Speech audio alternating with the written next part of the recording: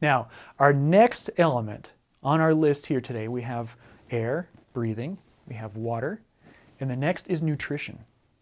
Nutrition is very important for our bodies.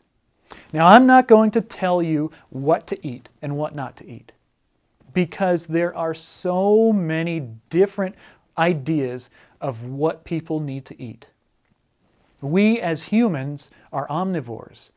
Our teeth, our bodies, our digestive systems are designed to eat plants, fats, and animal meats. Now, the ratio to which you consume all of that, that's your choice, depending on how you believe and what you believe. You can go vegan, you can go paleo, you can go Atkins. There are so many different options, but which one is right for you? Well, guess what? I can't tell you that, a doctor can't tell you that, and a book isn't going to tell you that. Only your own body is going to tell you. You need to experiment. You need to try. But think first. Think about what makes sense. If I go completely vegan, is my body going to be happy?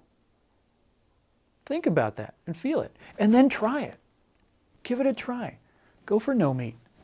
And eat only vegetables and see how your body feels.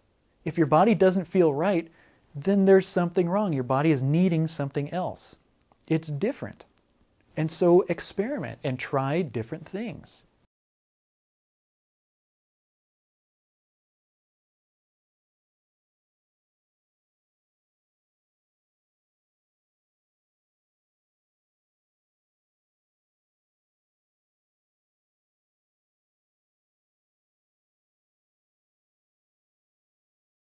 What you were just talking about made me think of a question. I know that vegan means that you don't eat meat. And there's the Atkins diet that has their way of eating, of which I'm familiar with. But you just mentioned something I wasn't familiar with, which is the paleo diet. Could you explain more about what that entails? Okay, let's talk about paleo. Paleo is a diet. It's a diet that's been around for maybe about 10